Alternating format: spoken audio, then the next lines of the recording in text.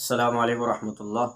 امید ہے آپ تمام احباب خیر و عافیت سے ہوں گے۔ آج کا عنوان بڑا مزیدار ہے۔ عنوان ہے دو منہ ایک بات۔ عنوان کو سمجھنے سے پہلے ایک واقعہ آپ کو میں سناتا ہوں۔ واقعہ بڑا مزیدار ہے۔ جس طرح عنوان بڑا خوبصورت مزیدار ہے، اس طرح واقعہ بھی بڑا مزیدار ہے۔ ایک بادشاہ تھا، اس نے خواب دیکھا۔ خواب میں کیا دیکھتا ہے کہ اس کے سارے دانت ٹوٹ گئے۔ جب اٹھا، آنکھ کھلی، بڑا پریشان تھا۔ یہ کیا ہوا؟ یہ کیسا خواب ہے؟ عجیب خواب ہے، ایسا خواب آج تک میں نے نہیں دیکھا۔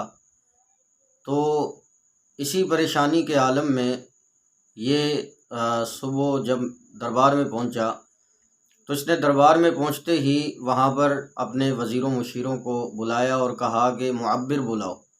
معبر کہتے ہیں خواب کی تعبیر بتانے والوں کو۔ تو ایک معبر جو بڑا ماہر تعبیر تھا اس کو بلایا گیا۔ بادشاہ نے اس کو اپنا خواب سنایا۔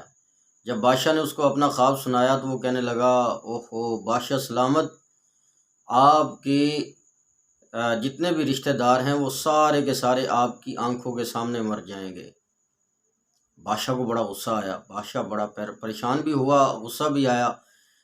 بادشاہوں کے حکم بھی بادشاہوں جیسے ہوتے ہیں، کیونکہ وہ بادشاہ جو ہوتے ہیں۔ تو اب یہ جو بادشاہ ہے اس نے کہا کہ اس کو پکڑو اور قید کر دو، اس کو میں سزائے موت دوں گا، پھانسی پہ سولی پہ لٹکا دوں گا۔ پھر بادشاہ نے کہا اچھا یار اب کوئی اور معبر تلاش کرو، ڈھونڈو۔ ایک اور معبر تلاش کیا گیا۔ تب تک یہ بات کافی زیادہ پھیل چکی تھی۔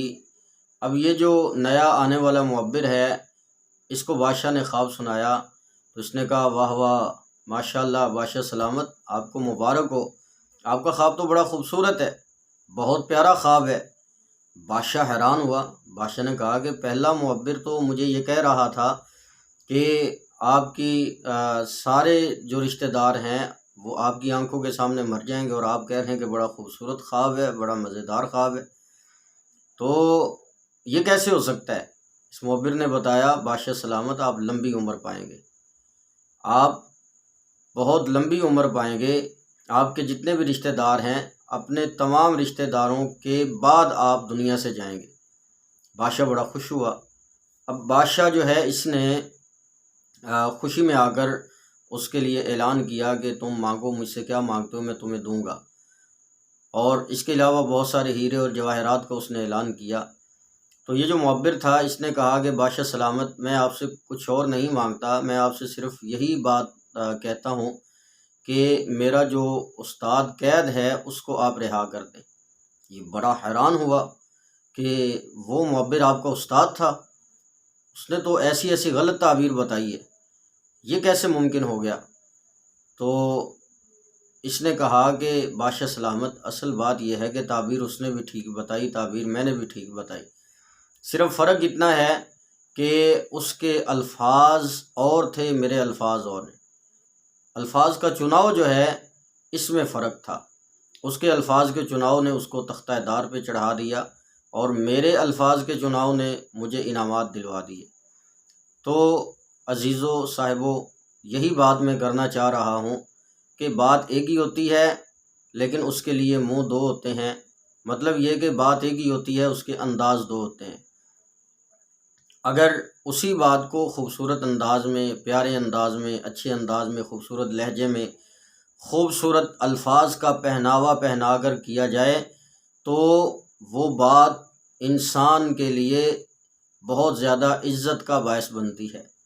اور اگر وہی بات جو ہے وہ غلط الفاظ کا پہناوا پہنایا جائے، انداز سخت ہو، اور جو ہے وہ سننے والے کو اس سے طیش آ جائے، غصہ آ جائے، تو وہی الفاظ انسان کو تختہ دار پہ چڑھا سکتے ہیں، وہی بات انسان کو تختہ دار پہ چڑھا سکتی ہے۔ اس کی مثال ہمارے استاد محترم بہت زیادہ خوبصورت مثال اس کی دیا کرتے تھے، فرمایا کرتے تھے کہ بھئی دیکھو ایک آدمی کے باپ والد صاحب آئے ہیں، تو اب یہ بات اس کو بتانی ہے کہ بھی آپ کے والد آئے ہیں، تو یہ بات اس کو بتانی ہے۔ یہ بات بتانے کے دو طریقے ہیں۔ ایک طریقہ تو یہ ہے کہ بندہ اس کو کہے بھئی آپ کے والد محترم صاحب تشریف لائے ہیں۔